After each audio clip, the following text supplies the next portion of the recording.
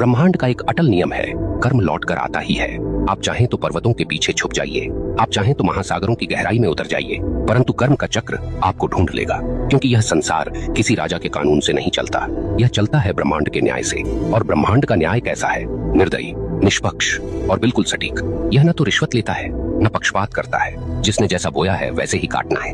अक्सर लोग पूछते हैं, अगर कर्म इतना ही शक्तिशाली है तो क्या प्रार्थना, तपस्या या दान इसे बदल सकते हैं? सुनिए, प्रार्थना से आपका हृदय शुद्ध हो सकता है, तपस्या से आपका मन स्थिर हो सकता है, दान से आपके कर्मों में प्रकाश जुड़ सकता है, परंतु जो किया है उसका फल भुगते बिना कोई विकल्प नहीं। हाँ, आप उस फल को हल्का कर सकते हैं, उसके वार को धीमा कर सकते हैं, परंतु उससे भाग नहीं सकते। ब्रह्मांड की अदालत में तारीख टल सकती है, पर फैसला कभी रद्द नहीं होता। अब सोचिए, जब आप किसी इंसान के साथ अन्याय करते हैं तो वास्तव में क्या होता है? वह इंसान आपको कोसता है, उसकी आत्मा से निकली आह सीधी ब्रह्मांड तक पहुंचती है और ब्रह्मांड इसे दर्ज कर लेता है। अब वह आह आपके जीवन की राहों पर कांटे बनकर बिछती है। कभी वह आपके काम बिगाड़ देती है, कभी वह आपके घर में कलह भर देती है, कभी वह आपके मन को बेचैन कर देती है। और आप सोचते हैं ये सब क्यों हो रहा है, पर आपको याद नहीं रहता कि आपने किसी और की राह काटी थी। आप भूल गए, पर ब्रह्मांड ने नहीं भुलाया। यहाँ एक बात और समझ लीजिए, कर्म केवल नकारात्मक नहीं होता। जैसे बुरा कर्म लौटता है, वैसे ही अच्छा कर्म भी लौटता है। कभी किसी को सच्चे दिल से सहारा दिया तो वह सहारा एक दिन आपके लिए दीवार बनकर खड़ा हो जाएगा।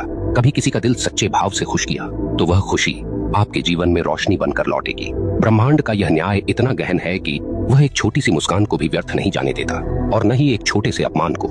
यहाँ मैं आपको एक कठोर सत्य बताना चाहता हूँ, आपका कर्म केवल आपकी वर्तमान जिंदगी को प्रभावित नहीं करता, यह आपके अगले जन्म तक जाता है। हाँ, जो कर्म आपने अधूरे छोड़े हैं, जो गलतियां आपने स्वीकार नहीं की, जो दोष आपने ढोए पर सुधारे नहीं, वे सब अगले जीवन में भी साथ चलते हैं। इसलिए कहा गया है, मनुष्य अपने कर्मों का वारिस है। आप सोचते हैं मैं तो मर जाऊंगा, इससे किसे फर्क पड़ेगा? परंतु मरने से कर्म का खाता बंद नहीं होता, आपके शरीर का अंत होता है, पर आपकी आत्मा वही सब लेकर आगे बढ़ती है। ब्रह्मांड तब तक चैन नहीं लेता जब तक आपको आपके कर्मों का फल न दिला दे।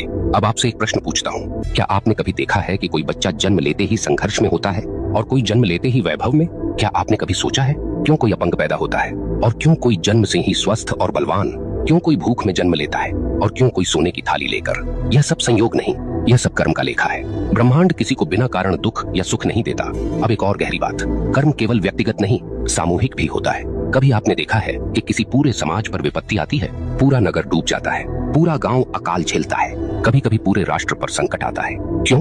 क्योंकि उस समाज के सामूहिक कर्म का परिणाम वही होता है। अगर लोग सामूहिक रूप से अन्याय करें, सामूहिक रूप से भ्रष्टाचार करें, सामूहिक रूप से निर्दोषों को सताएं, तो उसका फल सबको भुगतना पड़ता है। यही कारण है कि इतिहास गवाह है, सभ्यताएं उठी और सभ्यताएं मिट गईं।